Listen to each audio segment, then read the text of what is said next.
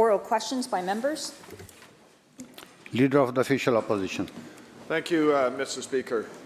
Earlier this year, a document embarrassed this government, revealing how more than 22 million doses of so-called safe supply was handed out for unsupervised consumption. The document also revealed that this taxpayer-funded drug supply was finding its ways into the hand of organized crime and being sold both domestically and internationally. The Premier and his government, out of embarrassment, announced a change to the safe supply scandal, saying it would now become supervised consumption. The NDP Health Minister responded saying, and I quote, "These medications will be taken under supervision of a healthcare worker, and that includes hydromorphine," end quote. Can the Premier confirm that the Minister's statement is true and that no so-called safe supply is being provided without a healthcare worker supervision?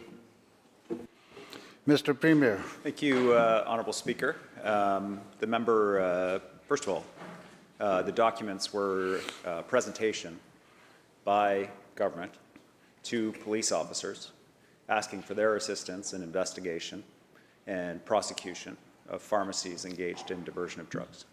It's a very serious issue, and I'm very glad that in April the College of Pharmacists acted against 4 registrants at 2 pharmacies for doing this, and I hope that the criminal investigations conclude quickly and result in prosecutions of people involved.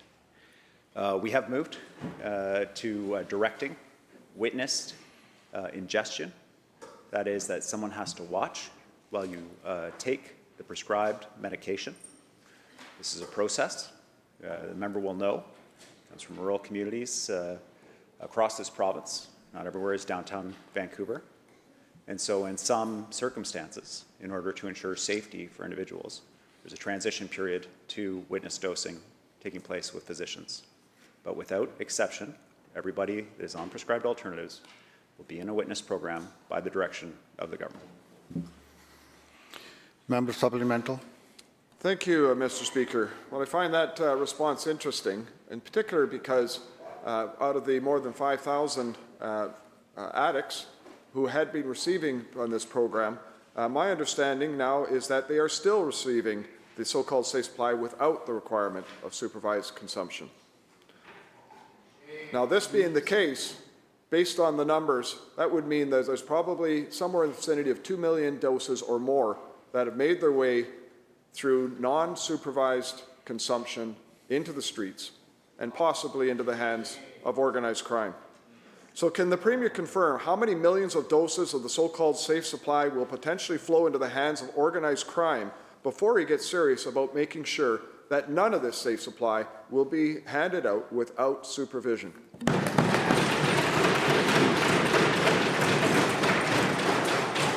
Mr. Premier. The member is not correct on multiple fronts. There are 1,918 people receiving prescribed alternatives in the province. The vast majority of these individuals are already on witnessed programs as a result of the direction of government. In extraordinary circumstances, there are individuals who are transitioning to witnessed prescriptions. This involves finding a pharmacy where they're able to get to ensure that it's witnessed. Not everywhere has an immediately available pharmacy. Cutting someone off of these medications immediately can result in very serious adverse health effects or can result in somebody turning to crime. And so the goal here is to transition everybody to witnessed. That is well underway, and it's only in extraordinary circumstances where it hasn't happened. Member for Abbotsford South. Thank you very much, Mr. Speaker. 9 years after this Premier was first elected as MLA, Mr. Speaker, days before he became the Premier, he said the following when referring to the problems on the downtown east side, and I quote, "I've never seen the downtown east side in a more desperate state. I've never seen it worse. I worked down there 20 years ago for a number of years, and I thought it was pretty desperate. We're headed in the wrong direction in that neighborhood," end quote. Mr. Speaker, considering the Premier's own words, and given the hiring of Michael Bryant, it is crystal clear that the entire reason for the Premier getting into politics has been an abject failure. According to the Premier's own words, things have only gotten worse.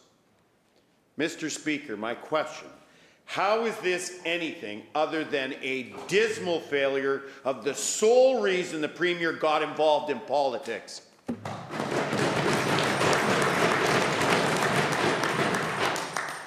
Mr. Premier. Thank you, Honourable Speaker. We have opened hundreds of units of housing in the downtown east side and closed the encampment at Crab Park and on Hastings Street in partnership with the City of Vancouver. We are headed in a different direction in the downtown east side. But that's not to say that there aren't serious issues. This is a neighborhood that has been, like many low-income neighborhoods across North America, hit by synthetic opioids and a new group of people living with brain injury, serious addiction to synthetic opioids, and serious mental health issues. We are in the process of opening beds across the province to support this population. The closure of Riverview, moving people from that mental health facility to the downtown east side. And there are still workers in the downtown east side that remember, that were involved in moving people from Riverview to the downtown east side. Created a group of people who are profoundly vulnerable, who now, with synthetic opioids, are sicker than ever, and it is awful. And our government is committed to doing all we can to address that issue. And we make no apologies for doing all we can to improve things for the life of the people who are struggling in the streets, but also for the broader community in Vancouver and the whole province that wants this addressed, Honourable Speaker.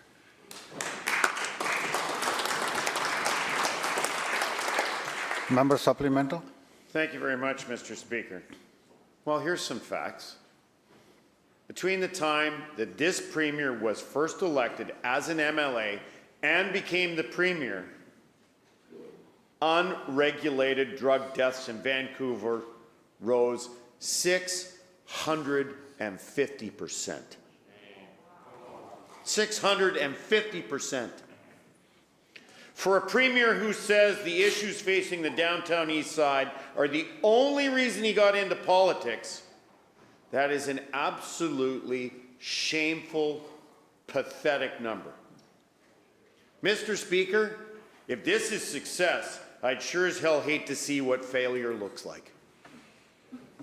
We all make mistakes, Mr. Speaker. Why can't this Premier just fess up to everyone and admit he hired Michael Bryant to clean up the single greatest political failure of his life?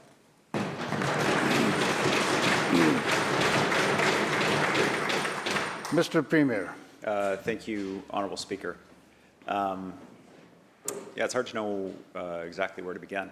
You know, we're making good progress in Vancouver. Double-digit decreases in crime in the city of Vancouver as a result of our Repeat Violent Offender program, working closely with the city of Vancouver, closing major encampments, getting people. The member asked a serious question about a serious issue. Closing encampments, addressing street disorder, supporting Chinatown with revitalization. We are turning the corner in the neighborhood, but we have a lot more work to do. There's a group of people that are serviced by nonprofit organizations, by provincial government, by federal government, by municipal government, and by charities, all separately and in an uncoordinated way. My goal is for Michael Bryant to assist us in coordinating to ensure that we're delivering outcomes that we're looking for in terms of improving the quality of life of the people who are struggling, as well as the safety, both perceived and actual, in the downtown east side. Leader of the third party. Thank you, Mr. Speaker. Sillicems LNG is owned by Texas-based Western LNG with investment from Blackstone Incorporated and Apollo Global Management, two Wall Street private equity firms with close ties to President Donald Trump. Blackstone is also the lead investor in the Prince Rupert Gas Transmission Pipeline, PRGT. Blackstone's CEO Steve Schwartzman has been an advisor to Trump since 2016 and donated $39 million to elect Republican candidates in the 2024 U.S. election. The construction project contract for PRGT has been awarded to Bechtel, another globe-spanning American firm with deep ties to the U.S. government. Does the Premier think it's a good idea to hand control of BC's strategic energy resources to Trump's corporate allies? Minister of Energy. Thank you, Honourable Speaker. And the Sillicems project is currently under review in environmental assessment, Honourable Speaker.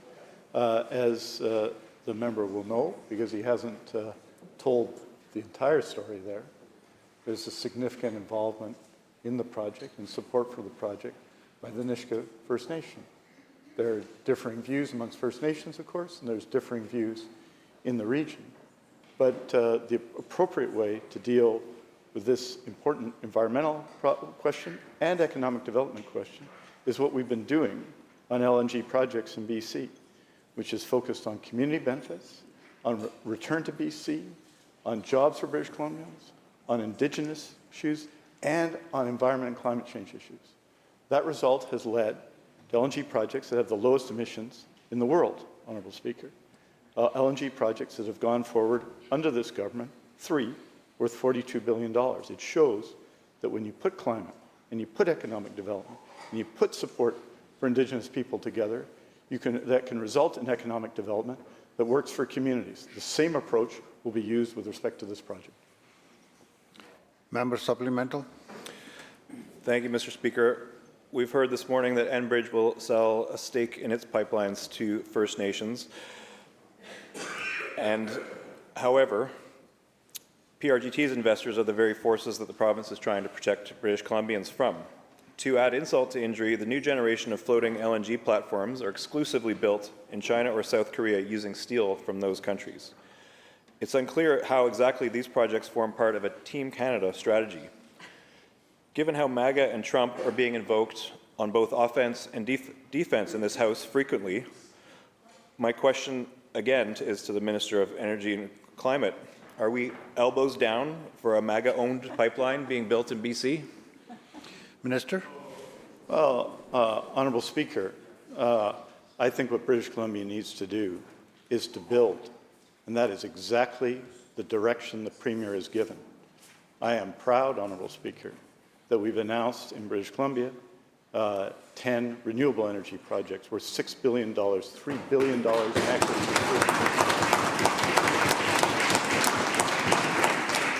I am very proud of the Haisla First Nation, against very difficult and challenging circumstances, who have achieved extraordinary success in an LNG project, yes, that's under construction, and that will be the lowest emission LNG in the world. We as a province need to become stronger. We have an extraordinary gift from the past in BC Hydro, and we have to build on that gift. And that is exactly what we're doing with an electrification plan that works, that addresses climate change and economic development. And we have to diversify our markets, and we are. If anything, recent days have told us we have to become a stronger, more self-sufficient economy, and we have got to diversify our markets, and we are going to continue to act in this and every matter in support of that, while supporting the fundamental values of this government for reconciliation and to fight climate change.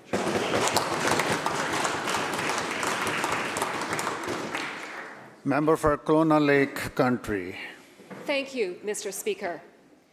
Reports by investigative journalist Sam Cooper and others suggest that state actors in China are collaborating with transnational organized crime syndicates to use Canadian banks and Vancouver real estate to launder the proceeds of crime.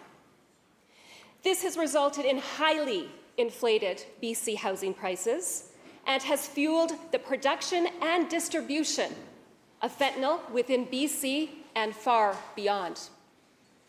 My question to the Premier himself is this: has he been advised officially or unofficially of any known or suspected state actor influence within his party?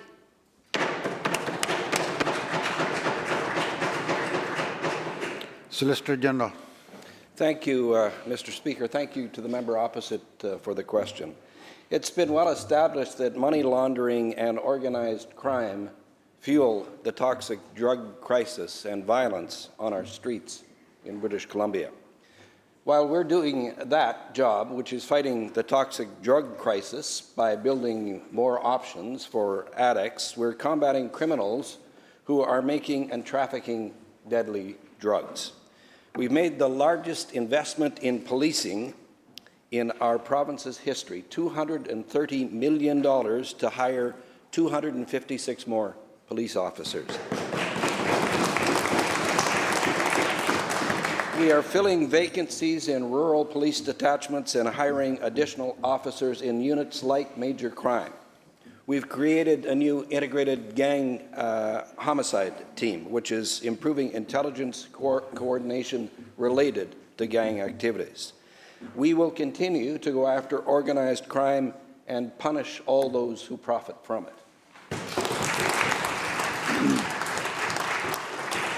Member supplemental.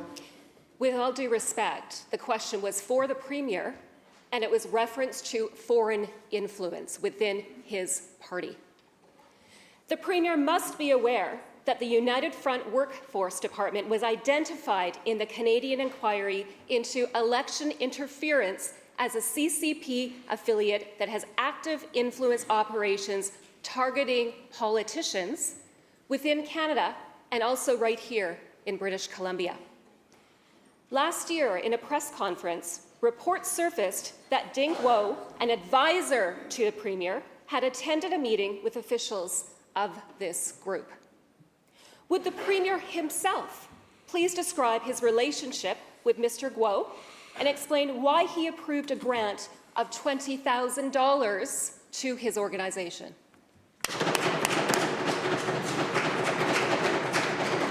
Mr. Premier. Thank you, Honourable Speaker. The member asks whether I've been advised about Ding Guo or any other individual in our party being the target of foreign interference. Now, I have repeatedly asked the federal government and CSIS for the full authority to be briefed on any concerns related to any issues that I should know about as Premier. It's been a long and frustrating journey. It's required amendments to the CSIS Act federally that were finally made. I'd say that the briefings that I've received since then have been only more frustrating.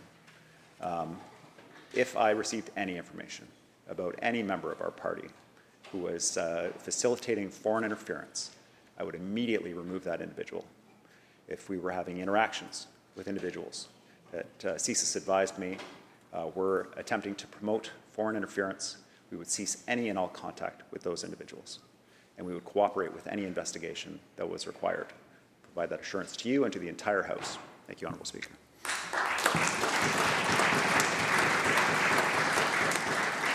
Member for Cariboo-Chilcotin. Well, thank you, Mr. Speaker. Earlier, we heard about the declining situation facing the downtown east side. But I want to speak a little bit about what's happening in Williams Lake. Just weeks ago, another violent incident. A constituent of mine assaulted in Boitano Park. Violent break-ins at businesses are becoming routine. How many more assaults, how many more break-ins will it take before the Premier finally delivers the support that Williams Lake and the people of Cariboo-Chilcotin urgently deserve?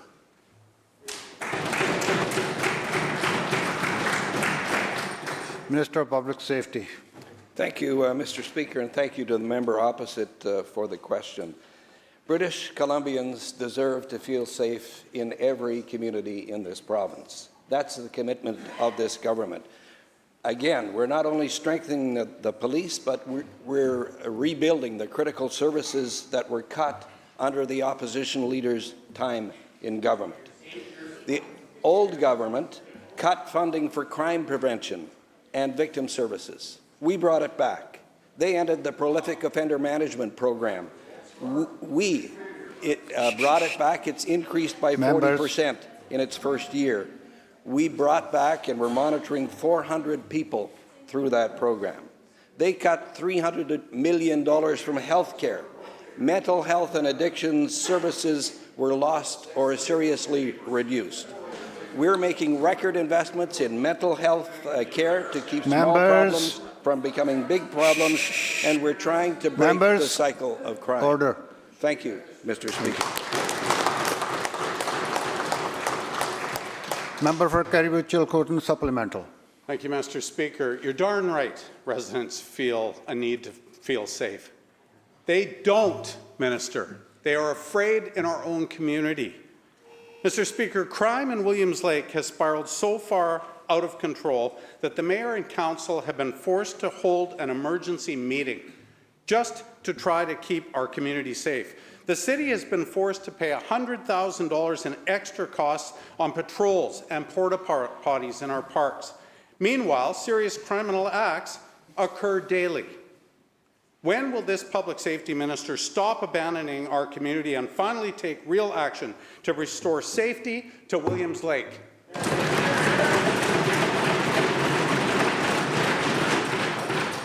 Minister. Thank you, Mr. Speaker, and thank you to the member opposite for the question. The crimes that we are seeing across the province are very concerning. Make no mistake about it. We are the government that's providing resources to strengthen targeted police investigations of repeat violent offending to which you refer. Since we've launched the SIGHT program, and I'm making another announcement about the SIGHT program tomorrow, we've helped fund 113 police operations in 33 communities across the province. The member opposite have made promises to do something that would make people less safe. We're intending on making the entire province safer. Members, all questions and answers through the chair, please.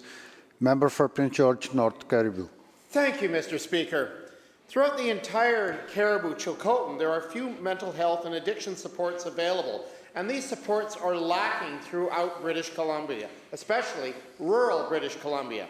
What assurance can this Minister of Health give to our constituents in the Caribou who are bombarded by hospital closures and have limited or no access to support? Thank you, Mr. Speaker.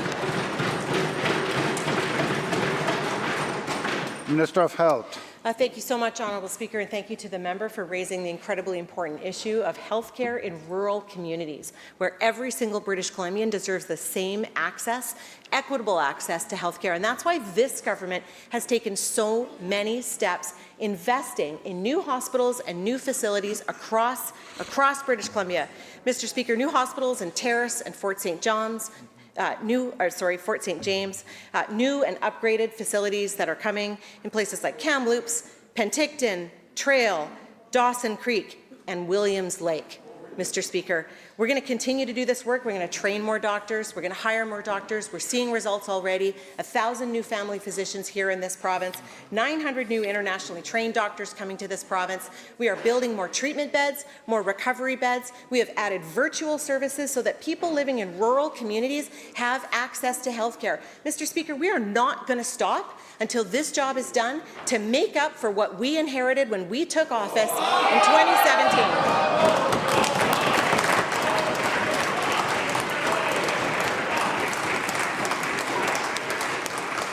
Thank you.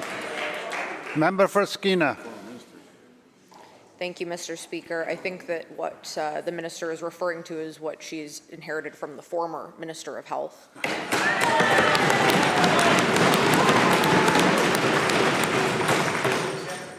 In Williams Lake, like much of rural BC, this government is cutting back on mental health and addiction supports rather than investing in more. We've recently learned that the government has made the decision to defund Renner House, their only bed-based recovery resource, cutting it from their already limited and dwindling service set. How can the Minister of Health justify pulling critical support services at the very moment communities like Williams Lake are desperate for more, not less? Minister. Thank you, Honourable Speaker, and thank you so much to the member, and I appreciate her constant advocacy for rural communities and for northern communities. Mr. Speaker, that's why this government continues to take steps to increase access to mental health and supports places like Williams Lake and across central and northern BC. Mr. Speaker, that includes adding foundry centres for youth to be able to access health care of all kinds, all under one roof. Mr. Speaker, that's why we continue to add interventions and teams into schools. Mr. Speaker, that's why we're going to continue to add treatment and recovery beds, working with community-based service societies who understand and know their communities. Mr. Speaker, we're going to continue to build up the full continuum of care. Mr. Speaker, as I've spoken about many times in this House, we are building Road to Recovery, a seamless system of mental health and substance use care for people that includes expanding into interior health and into northern health. Thank you, Mr. Speaker. Member for Surrey Cloverdale. Thank you, Honourable Speaker. Recently, the Williams Lake Clean Teams, many of whom are summer students, found various weapons, including box cutters, butcher's knives, switchblades, and even a 23-inch machete during their street cleanups outside a local 7-Eleven. So a serious question for the Solicitor General. Does he think kids should have to run the gauntlet through a cache of weapons just to get a Slurpee at their local corner store?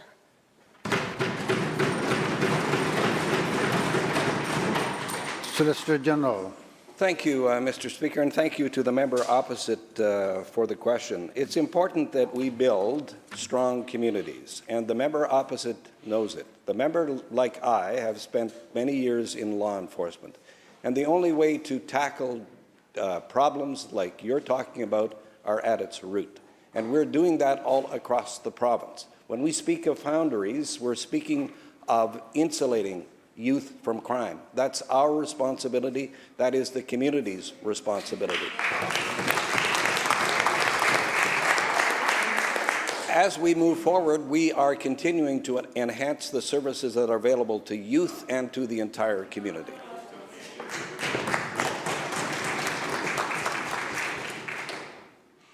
Member for Fraser Nicola. Thank you, Mr. Speaker. Residents of Williams Lake have formed their own informative social media pages to support each other and to track the amount of crime that is occurring in their community. Resident Kathy Hamlin says, and I quote, we're sick of the mess you've made, referring to this government. You are ruining our town, end quote. What will the Minister of Public Safety do to assure residents that their concerns are being heard and prioritized?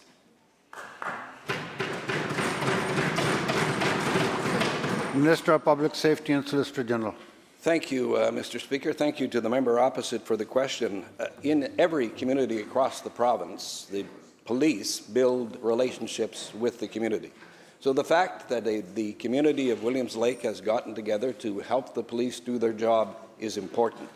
It is important that we all recognize that policing is a community venture. The police can work as well as they work with the community.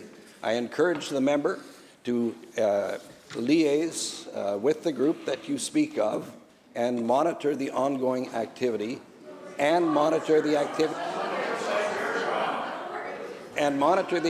with the police, because it is important that the police have the tools to do the job. One of the ways that they do it is by forming these liaisons. We endorse it. We will continue to do it. Member for Kamloops Centre. Thank you, Mr. Speaker. When the Health Minister says they're going to provide the same health access across this province, people in the Lower Mainland should be very concerned, because if you're from Lillooet, if you're from Williams Lake, if you're from 100 Mile, if you're from Clearwater, if you're from Merritt, that means emergency room closures are soon coming to a town near you in the Lower Mainland, Mr. Speaker. That's the same health care access we deal with in the interior. But, Mr. Speaker, the other questions we've been asking about Williams Lake, in particular with crime and safety, it doesn't have to be Williams Lake. It could have been Cranbrook, could be Nelson, could be Terrace, could be Prince George, Nanaimo, Victoria, Kamloops, Kelowna. You name the city, everyone is faced with the same challenges. And time and again, this Solicitor General stands up and says everything is fine, nothing to see here. He talks about prolific offender programs that actually the Premier thought were too heavy-handed back when it was a pilot. It wasn't a permanent program that the previous government had, and the Premier at the time wanted it actually cancelled. So, Mr. Speaker, we will take the Solicitor General's questions today with a bit of grain of salt, because who knows, he might have a different answer an hour from now when the media talks to him. But at the same time, can the Solicitor General please inform this House when these communities can reasonably actually feel safe walking to their corner store, walking down their street, stores can actually feel safe to open up in the morning, instead of the constant drivel we hear that, don't worry, things are better under the NDP, because they're not.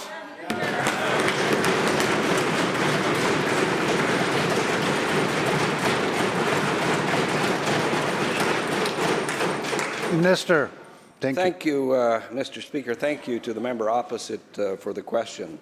Perhaps it's time we looked on the other side of things. For example, despite what you said, crime across the province is going down.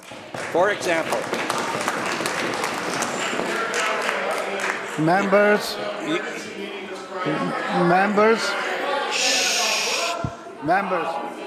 Members, order.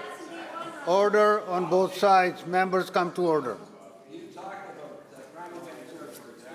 that's a good example because crime overall is down 6% and down 18% from 2018. Break-and enters are down 24% in Vancouver. Members, that's enough. Member for Surrey Cloverdale, member for Kamloops Centre. Mr. Speaker, perhaps the member from Kamloops would be more interested in crime in Kamloops, which is down 14%.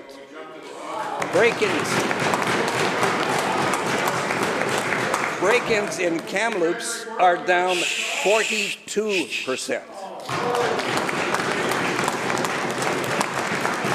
Minister. Property crime is down 13% in Kamloops. Thank you, Minister.